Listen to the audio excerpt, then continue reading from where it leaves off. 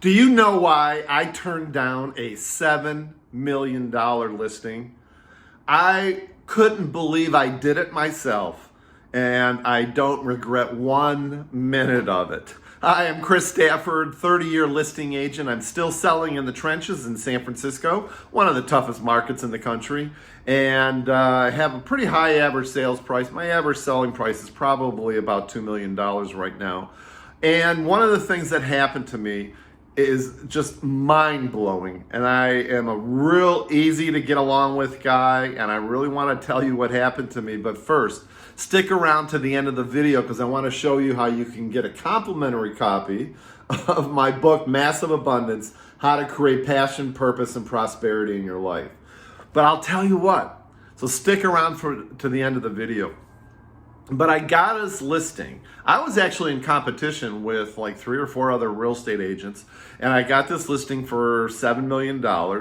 And everything that happened with regard to this listing went just sideways. It just absolutely went sideways. It was a brand new build, brand new construction. It was a beautiful home with killer views of San Francisco Bay on a hilltop in San Francisco.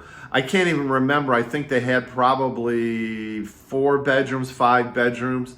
It was done very, very well. But I'll tell you what happened. I should have known it when they actually selected me as the real estate agent. So we started working together. And I'll tell you something, when we started working together, I knew within the first couple of days that this was going to be an absolute nightmare.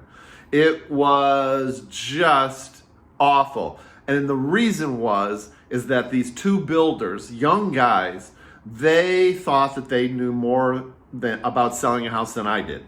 I've been, selling for over 30 years. I know a couple things about selling large houses in San Francisco. $7 million is not the largest home I've ever sold. But one of the things that happened is they kept micromanaging me.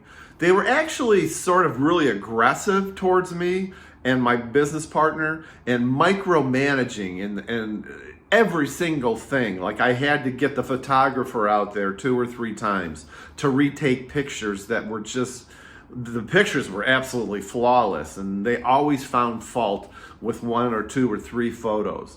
The marketing copy, they would literally agonize over every single word, and we went back and forth between the marketing copy. The website address. They started yelling at me because they didn't like the website address. They wanted to change it totally. So we found a website address that finally, suit their needs. But just getting this house on the market, they lied to me about a couple of things. They said they were going to be ready when they weren't. They were very disrespectful to the stager. And, everything about this, you get that one deal as a real estate agent a year. It seems that it just drives you crazy, and you just can't, it's nuts. You know what I mean? When you're sort of like staying up in the middle of the night, obsessing over how much you're not enjoying your life right now. And I'll tell you, one of the greatest things that happened to me, we actually had it on the market for 3 weeks. And it was listed for sale, and I call it a $7 million listing because it was really on the market for $8 million. And I told them, I says, you know what, this is the kiss of death. You're going to put it on the market for like what I consider to be $1 million more than what it was and what it should be. And lo and behold, we got no activity. I did all kinds of things. I hosted cocktail parties. I hosted a benefit. I hosted an architect that actually designed the building because it was a new build. I hosted a cocktail party with him where he gave a speech and talk about, the construction and what his ideas were about the building and everything else. I went above and beyond over this building. And you know what? In retrospect, I really shouldn't have taken this listing. And I kept getting more angry, and I thought to myself, you know what? This isn't going to work out.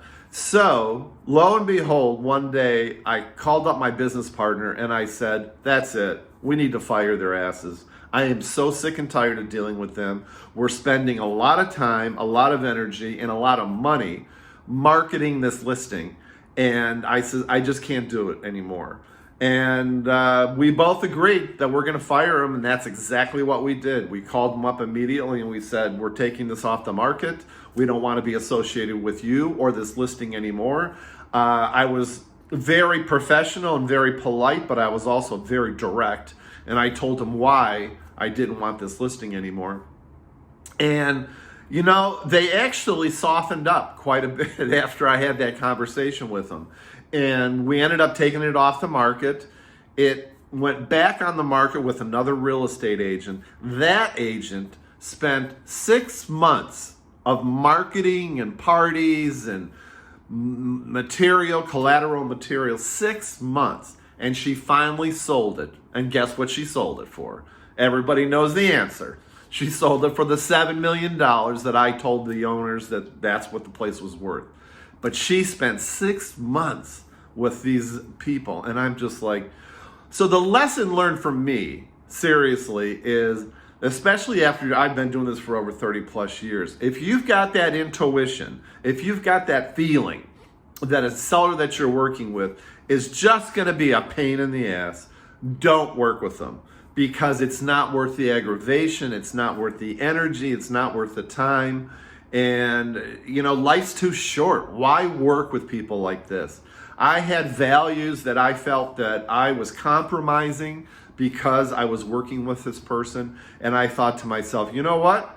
What I'm going to do is I am going to free up my energy, free up my space, and I'll find other clients, other sellers, other listings that really value my opinion and are absolutely a joy to work with. Because I'll tell you, 99.8% of my clients that I've closed deals with, I love. They're absolutely a dream to work with. And they really respect you and respect your professional opinion.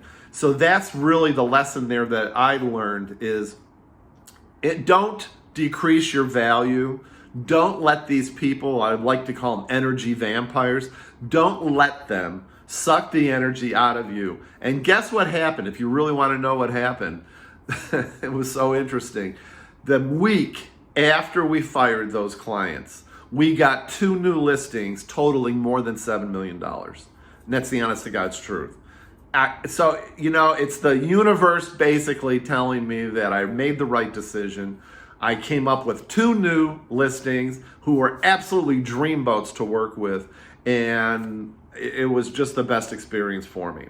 So if you would like to get my book, Massive Abundance, How to Create Passion, Purpose, and Prosperity in Your Life, hit me up in my DMs, send me your email, contact me anywhere around this video, and make sure you comment below as well, and I'll send you the book for free. But one thing you gotta remember, guys, do not work with buttheads. That's a technical term, by the way. You don't want to decrease your value because there are so many other people out there that will truly value you, and you need to go out and find those people. All right, guys, thanks for watching, and make it a great day.